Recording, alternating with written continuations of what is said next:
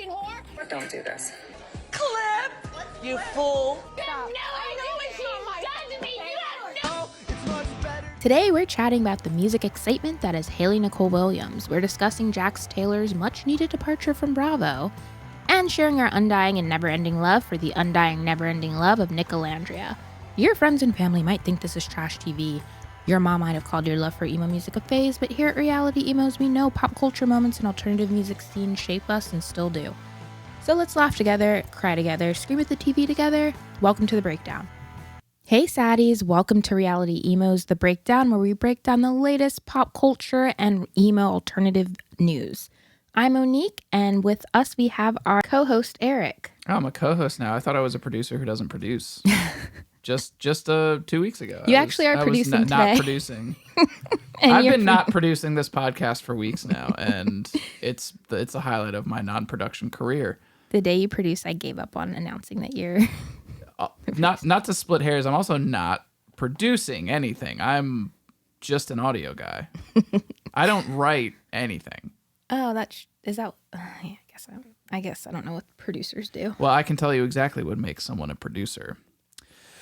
And that is authority. Oh, then I'm the producer. There you go. Hey, saddies. I'm the producer, Monique, and here we have our co-host, Eric.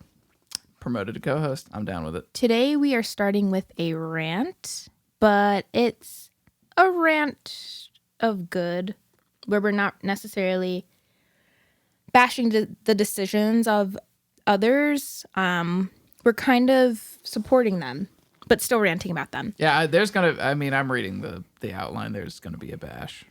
Touche. Whoops.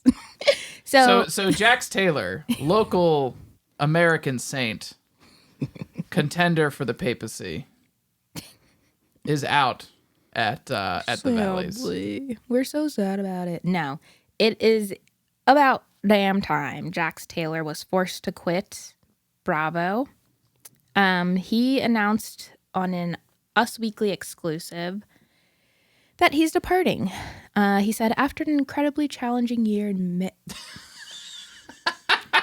many honest... After a challenging year. That's my favorite part of this now.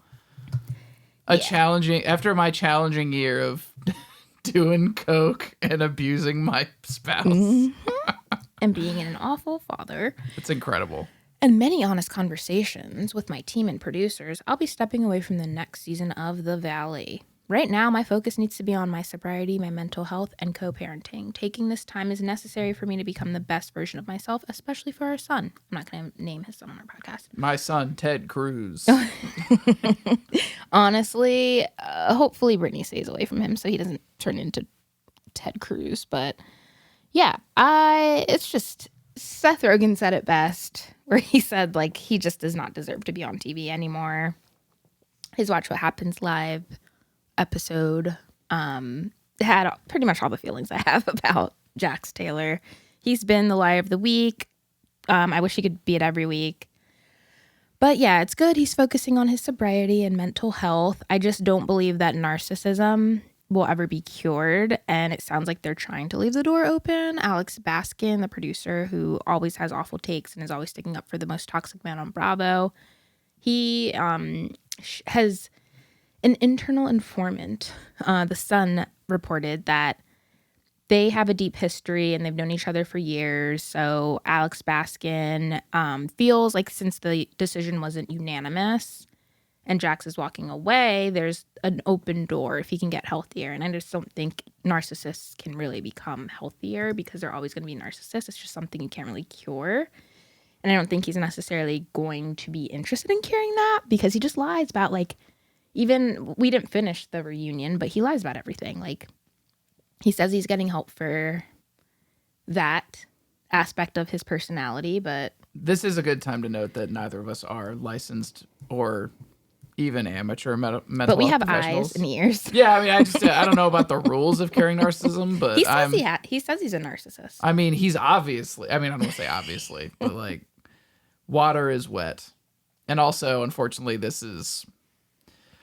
I don't want to belittle how horrible this has been for Jax's family, but I want everyone to know that this is also devastating for the podcast.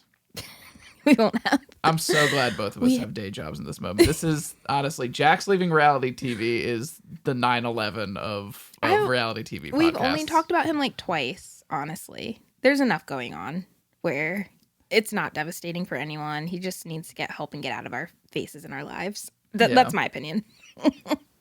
Valid. Sorry if you have a different one. I don't like that man, and I mean, yeah, of course he should not be on television. He should not even be on our screens, but damn, I mean... You can go back and watch old Vanderpump episodes, which I'm sure you'll do, because I'm sure the new season's not going to hit like it used to. Are you planning on watching it? Yeah, the new season. Oh, I guess it's... Gotta give it a try. Now, yeah. We at least have to try. But a good riddance... Actually, not. Bad riddance. See ya. Never... Thank you for that decision. Bravo. And please do not give him a redemption arc. We're not going to be into it. Yeah, no, as it turns out, for what it's worth, it actually is not, it's not fun to watch like full blown abuse on television. You know, similar to, not to bring it back to Love Island, but similar to the situation with what we saw, you know, Huda doing to Jeremiah and stuff like that. Like, it is actually not fun to watch people be horrible and abusive on television. And so, like, you know what? Yes, while Jax's shenanigans were pretty entertaining early on, especially during the earliest of Vanderpump days. Yeah, like 7 shots in a row at the bar. Oh, what a character. Getting Stassi's name tattooed. Stealing sunglasses just for the thrill. My favorite Jax moment was when he almost drowned. All right, well, that's, you know... Don't isolate anyway, that audio. I'm also angry that he outlives Stassi. Like, Stassi's still alive.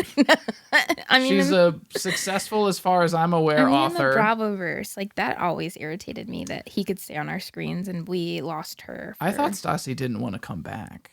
Not after how she was treated. Yeah, I think she was on Vanderpump Villa for a little, but that's on also, I don't want to say how she was treated, because what her, Jax, and I think Kristen did to Faith, my opinion, is they should never have been allowed back on television. I think that alone is like... Okay, Lonnie Love had a there was a Watch What Happens Live episode with her and Adriana from Real Housewives of Miami, and she was able to give her takes, like hot takes that a lot of people, I forget what you call those. Hot takes. It was like things people wouldn't agree with. I forget. Hot takes. No, that's not the word they use, but I digress. So one of her things was stop removing people from shows before you see like how things play out.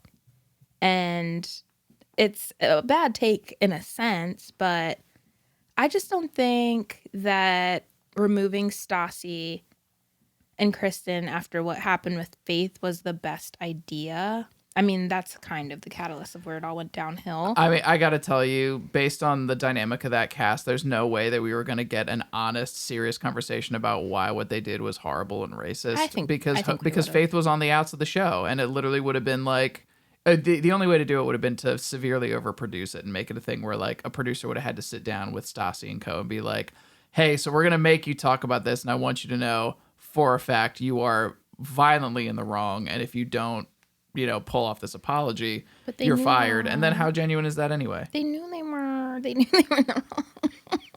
All right, we've just gone off the beaten path here, but yeah, sorry, that's a little bit of a tangent. Jax, never again do that. Yeah, all this to say is like, you know what? 7 shots in a row, entertaining. Tattoo of your ex's name on your bicep, trying to win her back, entertaining. Stealing sunglasses, entertaining. Watching your estranged spouse through in-home Ring cameras, not funny, not entertaining, not enjoyable in any way. Calling her from the alleged therapy you were in to harass her. Yeah, not entertaining. Getting out of rehab and not seeing your son, but getting a haircut and going to a bar with your buds and then complaining that your wife was keeping your son from you. Telling your wife that you've got the mortgage covered and then not paying the mortgage. Honestly, could have been close, but not funny and not entertaining. Could have been an Adam Sandler movie. That's probably honestly why they were like, "You're not really entertaining anymore, Jax. You're kind of sad." So like, get help. Maybe. Yeah. But again, that's why I don't want to see a redemption arc. And I beg of you, Bravo, do not give this man any type of redemption arc. I don't want it. We don't need it. Just keep him away. We already have Jesse. He's awful. We already have Ronnie Radke. We don't need Jax Taylor to resurrect multiple times. We're good. We're fine. I didn't include that in the show, but how about that girl that jumped on stage at the Ronnie Radke concert? I think they deserve each other. And his reaction to it was insane. That's why I think they deserve each other. Yeah, I mean, that was expected.